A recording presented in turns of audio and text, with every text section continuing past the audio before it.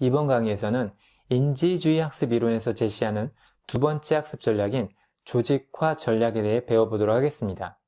여러분이 학습을 할 때 조직화 전략을 사용하신다면 아무리 복잡한 내용이라도 적절하게 모든 내용들을 조직화해서 마치 독수리가 높은 하늘에서 땅을 바라보듯이 여러분이 학습한 내용들을 종합적으로 이해할 수 있게 되실 거예요.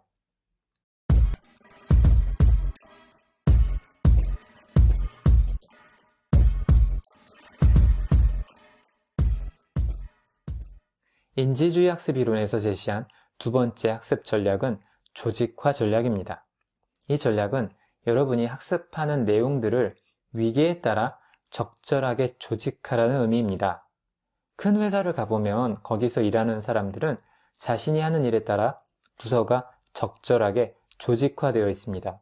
R&D 부서도 있고 마케팅 부서도 있고 구매 부서도 있고 적절하게 모두 조직화되어 있습니다.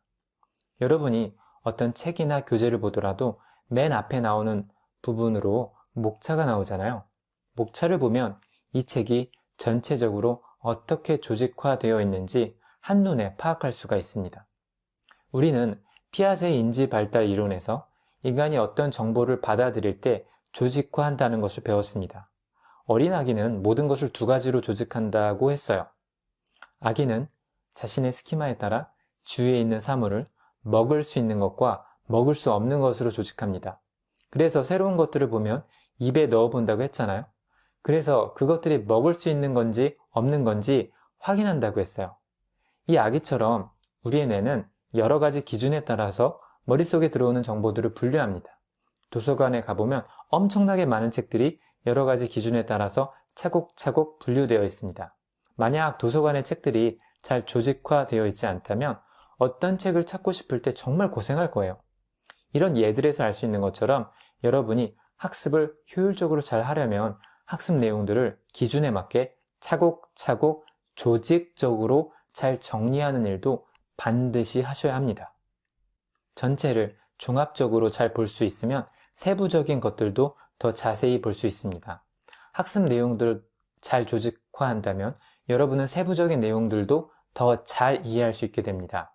그래서 여러분은 학습하실 때 항상 학습 내용들을 잘 조직화하셔야 합니다. 학습 내용을 잘 조직하기 위한 도구로 제가 강력히 추천해 드리는 것은 마인드맵입니다. 마인드맵이란 문자 그대로 생각의 지도란 뜻이죠. 마인드맵을 통해서 여러분이 학습한 내용들을 마치 지도를 그리는 것처럼 정리해 본다면 전체 내용을 한눈에 파악할 수 있을 뿐만 아니라 각각의 내용들의 위계 구조도 파악할 수 있기 때문에 학습 내용을 이해하는 것뿐만이 아니라 내용을 암기하는 것에도 탁월한 효과가 있습니다. 마인드맵은 종이와 펜만 있다면 쉽게 그릴 수 있습니다. 그리고 여러분이 컴퓨터를 자주 사용하신다면 마인드맵 프로그램을 사용하셔도 굉장히 편리합니다. 그래서 제가 직접 마인드맵 소프트웨어를 사용해서 현재 여러분이 배우고 있는 교육 심리학을 마인드맵으로 어떻게 정리하는지 직접 보여드려 보겠습니다. 여러분도 제가 보여드리는 것을 잘 보시고 여러분의 학습 내용을 이렇게 마인드맵으로 항상 정리해 보시기 바랍니다. 학습 효과뿐만 아니라 그 효율성까지 무척 좋아집니다. 제가 추천해 드리는 마인드맵 소프트웨어는 엑스마인드라는 프로그램입니다. 이건 무료 버전이 제공되고요. 오픈소스이기 때문에 유료화될 걱정 없이 영구적으로 사용하실 수 있습니다. 이걸 어떻게 설치하는지는 따로 다루지는 않겠습니다. 컴퓨터를 사용할 수 있다고 하시면 쉽게 설치하실 수 있을 거예요.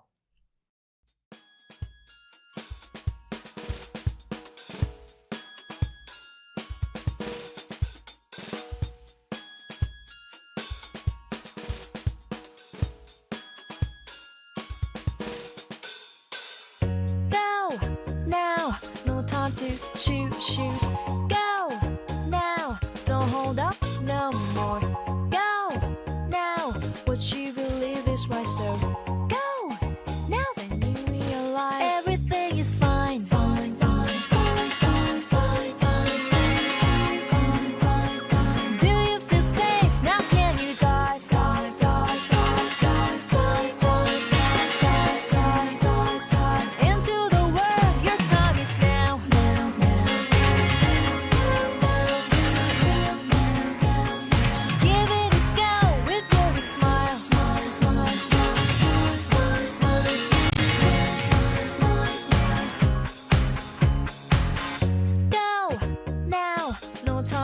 shoes. Go now, don't hold up no more. Go now, what you believe is right, so go now, then you realize everything is fine.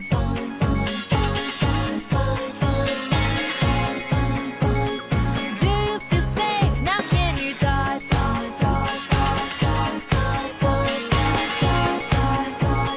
Into the world, your time is now.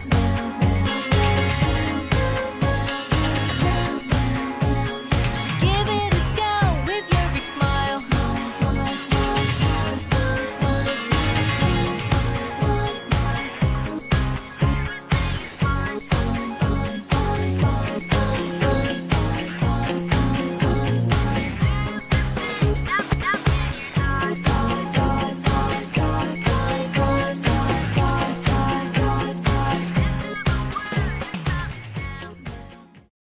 지금까지 제가 강의한 내용들을 키워드 중심으로 간략하게 정리해봤습니다. 어떤가요? 지금까지 다룬 내용들을 한눈에 파악할 수 있죠. 그리고 각각의 개념들이 서로 어떤 위계를 이루고 있는지도 한눈에 파악할 수 있어요. 전체를 한눈에 볼 수 있기 때문에 내가 어느 부분을 잘 이해하고 있는지, 이해하지 못하고 있는지 점검하는 일도 손쉽게 할 수 있어요. 그래서 여러분이 시험을 보러 갈 땐 두꺼운 책들을 시험장에 가지고 가는 게 아니라 이렇게 여러분이 간단하게 조직화해서 정리한 마인드맵 내용들만 가지고 가서 보는 거예요. 책에 있는 내용은 굉장히 많고 한눈에 파악하기가 어렵습니다. 그런데 이렇게 간략하게 마인드맵으로 학습한 내용들을 압축한다고 하면 두꺼운 책을 시험장에 가지고 갈 필요가 없습니다. 공부를 정말 잘하는 학생들은 시험장에 두꺼운 책들을 가지고 가지 않아요. 시험 보기까지 시간도 별로 남지 않았는데 두꺼운 책을 가지고 가서 뭐합니까? 이렇게 마인드맵으로 전체 학습 내용을 조직화한 다음 마인드맵을 보면서 제가 강의하는 것처럼 여러분도 마인드맵에 나와 있는 내용들을 직접 강사처럼 설명을 한번 해보세요. 여러분이 막힘없이 잘 설명할 수 있다면 개념 이해가 잘 된 거라고 할 수 있어요. 그런데 어느 부분에서 여러분이 좀 막힌다고 하면 그 부분이 학습이 잘 안 된 거예요. 그럼 그 부분을 다시 학습하셔야 합니다. 지금 저는 교육심리학 전체에 대한 마인드맵을 그렸지만 여러분은 조금 더 디테일하게 마인드맵을 그릴 수 있습니다. 그래서 발달 이론에 대해서만 마인드맵을 그릴 수 있고 지능 이론에 대해서만 마인드맵을 그릴 수 있고 학습 이론에 대해서만 마인드맵을 따로 그릴 수 있습니다. 마치 지도를 확대하면 그 지역이 더 자세하게 보이는 것처럼 학습 내용들을 점점 확대해서 하나하나 자세하게 파악할 수 있는 거죠. 마인드맵을 어떤 순서로 그리냐면 처음엔 소주제 위주로 그리다가 점점 종합적으로 소주제들을 포함하는 대주제로 확장해서 그리는 겁니다. 예를 들어 우리가 교육심리학을 배울 때 인지 발달에 대해서 처음 배웠잖아요. 그 중에 피아제의 인지 발달 이론을 처음 배웠습니다. 그래서 처음엔 작은 소주제인 피아제의 인지 발달 이론에 관한 마인드맵을 그리고 마찬가지로 비고츠키에 대한 것도 그릴 수 있고 에릭슨에 대한 것도 그린 다음 이제 전체적으로 인지 발달 이론과 심리사회, 도덕성 모두를 포함하는 발달 이론에 관한 종합적인 마인드맵을 그릴 수가 있는 겁니다. 점점 확장시켜가는 것이죠. 제가 만약 고등학교 때 마인드맵을 사용하는 법을 알았다고 하면 성적이 훨씬 잘 나왔을 것 같아요. 전 마인드맵을 배우고 나서 교육학을 학습할 때 이 마인드맵을 아주 잘 활용했습니다. 교육학 학습을 위해서 마인드맵을 한 100장 넘게 그린 것 같아요. 여러분도 마인드맵을 잘 활용해서 조직화 전략을 여러분의 학습을 위해 10분 활용하시기 바라겠습니다.